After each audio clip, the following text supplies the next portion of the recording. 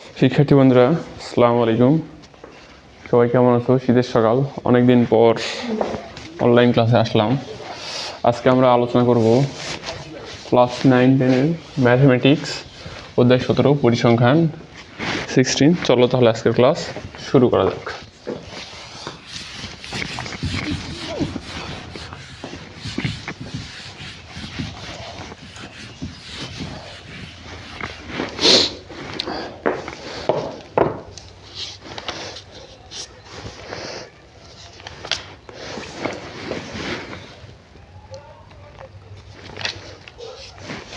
প্রথমে আমরা আলোচনা করব পরিসংখ্যান সম্পর্কে জানার জন্য পরিসর জিনিসটা কি। প্রথম সূত্রগুলো একটু শিখি। পরিসর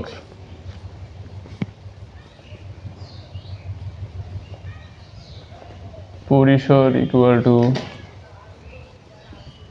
সর্বোচ্চ মাইনাস সর্বনিম্ন প্লাস 1। তোমরা অনেকেই প্রশ্ন করতে পারবো যে পরিসংখ্যান আসলে তোমাদের সিলেবাসে কী জন্য রাখা হয়েছে বা পরিসংখ্যান কী জন্য তোমাদের পড়ানো হয়। পরিসংখ্যান পড়ানো হয় বিভিন্ন ডাটা বিশ্লেষণ করতে, বাস্তব জীবনে অনেক বেশি তথ্য নিয়ে কাজ করতে হয়। যেমন আদমশুমারির টাইমে জন্ম, কার জন্ম কত, কার জন্মসাল, বয়স ইত্যাদি, এরকম বড় ডেটা, তারপর বিভিন্ন হিসাব নিকাশ বয়সের, এগুলোর ক্ষেত্রে পরিসংখ্যান ব্যবহার করা হয়। এগুলো ছাড়াও অনেক ক্ষেত্রে ব্যবহার আছে। এটা হচ্ছে পরিসর নির্ণয় সূত্র, সর্বোচ্চ মানে সর্বনিম্ন প্লাস 1। এরপরে আছে হচ্ছে গড় নির্ণয় সূত্র। এটা সংক্ষিপ্ত পদ্ধতিতে গড় বলা হয়। গড় এক্স বার ইকুয়াল টু, এটাকে লেখা হয় সামেশন এফ আই, এখানে হবে a plus summation f i x i n into h. A দ্বারা বোঝায় আনুমানিক গড়, আনুমানিক গড়। এফ আই দ্বারা বোঝায় গণসংখ্যা,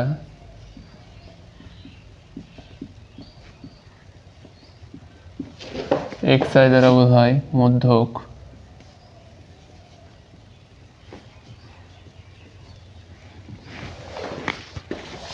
এন দ্বারা বোঝায় মোট গণসংখ্যা।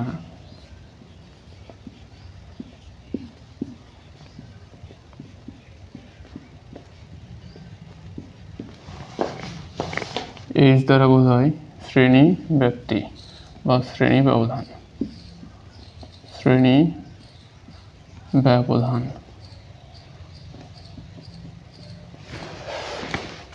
আমরা পরের সূত্রে যাই। পরের সূত্র আমরা শিখি মধ্যক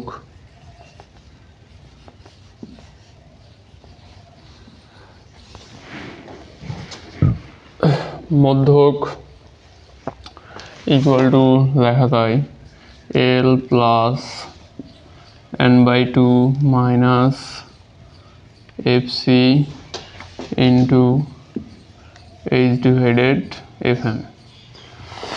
এখানে এল দ্বারা বোঝায় যে শ্রেণীতে মধ্যক অবস্থিত তার নিম্ন সীমা, যে শ্রেণীতে মধ্যক অবস্থিত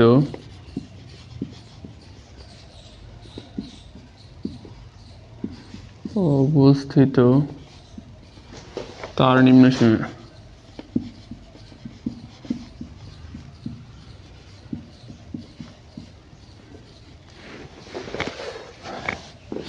এন দ্বারা বোঝায় হচ্ছে মোট গণসংখ্যা,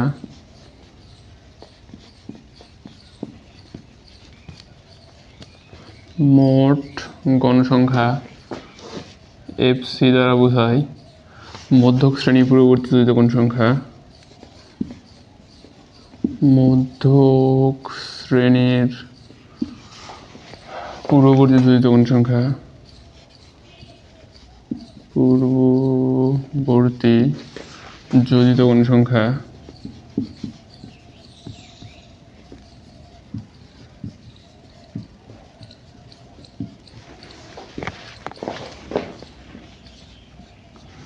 এইচ দ্বারা বোঝায় শ্রেণী ব্যবধান,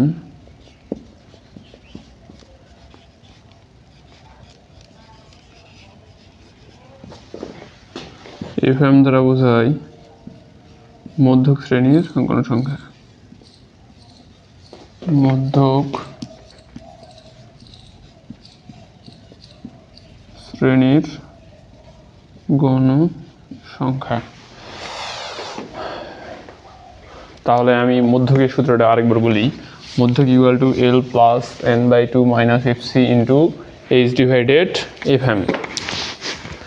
এখানে L দ্বারা বোঝায় যে শ্রেণীতে মধ্যক অবস্থিত তার নিম্নসীমা, n দ্বারা বোঝায় মোট গণসংখ্যা, FC দ্বারা বোঝায় হচ্ছে যে মধ্যক শ্রেণী পূর্ববর্তী জড়িত গণসংখ্যা, H দ্বারা বোঝায় শ্রেণী ব্যবধান, FM দ্বারা বোঝায় মধ্যক শ্রেণীর গণসংখ্যা। তাহলে আমরা পরের সূত্রে পার হই। পরের সূত্র আমরা লিখি, এটা একটা হচ্ছে মধ্যক অবিন্যস্ত উপাত্তের ক্ষেত্রে, এটা বিন্যস্ত উপাত্তের মধ্যক। উপাত্ত দুই ধরনের, একটা হচ্ছে বিন্যস্ত, একটা হচ্ছে অবিন্যস্ত। যেগুলো সাজানো থাকে সেগুলো হচ্ছে বিন্যস্ত, যেগুলো সাজানো থাকে না সেগুলো অবিন্যস্ত। অবিন্যস্ত উপাত্তের মধ্যক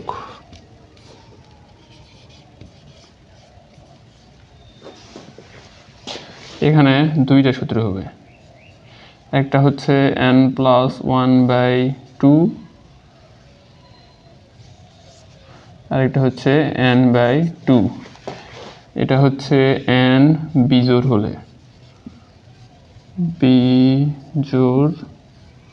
হলে, আর এখানে n জোড় হলে।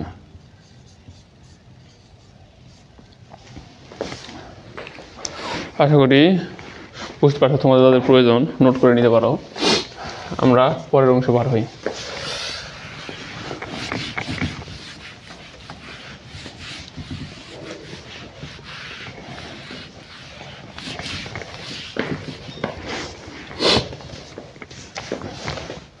তাহলে আমরা 5 নম্বরে লিখি প্রচুরক।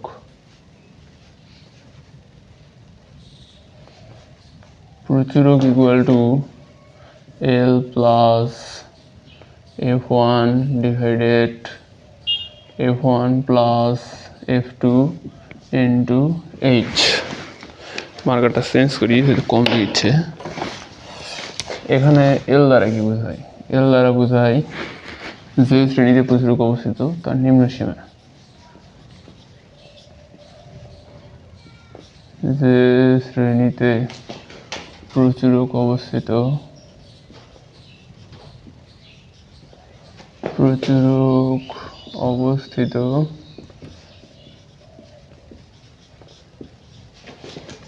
তার নিম্নসীমা।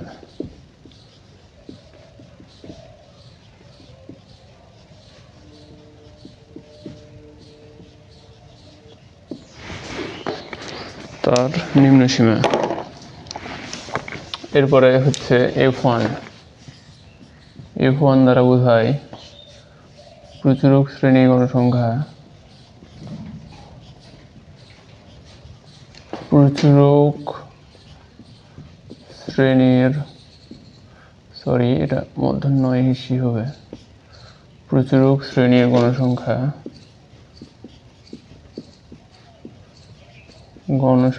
মাইনাস পূর্ববর্তী শ্রেণীর গণসংখ্যা,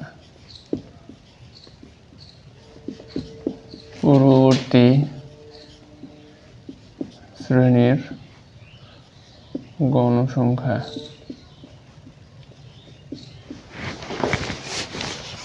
F2 দ্বারা বোঝায়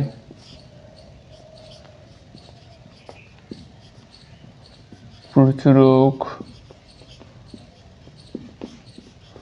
শ্রেণীর গণসংখ্যা মাইনাস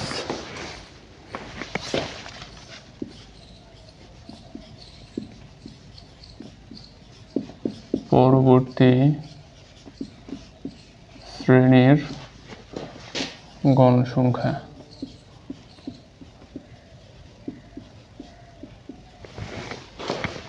আর এইচ দ্বারা বোঝায় শ্রেণী ব্যবধান। শ্রেণী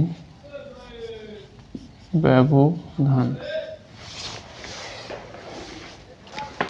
মেইনলি পরিসংখ্যানে যেগুলো অংশ আছে এই সূত্রগুলো দিয়েই সলভ করা যায় সমস্যাগুলান। এই প্রবলেম এই সূত্রগুলান দিয়ে আসে। তো তোমাদের যাদের প্রয়োজন তোমরা নোট করতে পারো। প্রচুরক সূত্রটা আমি আরেকবার বলে দিই তোমাদের বোঝার জন্য। প্রচুরক equal to l plus f1 divided f1 plus f2 into h. L যে শ্রেণীতে প্রচুরক অবস্থিত তার নিম্ন সীমা, f1 প্রচুরক শ্রেণী গণসংখ্যা মাইনাস পূর্ববর্তী শ্রেণী গণসংখ্যা, f2 প্রচুরক শ্রেণী গণসংখ্যা মাইনাস পরবর্তী শ্রেণী গণসংখ্যা, এইচ হচ্ছে শ্রেণী ব্যবধান। তো আশা করি সবাই বুঝতে পারছো। আজকের ক্লাস এই পর্যন্তই। আল্লাহ হাফেজ, দেখা হবে পরবর্তী ক্লাসে।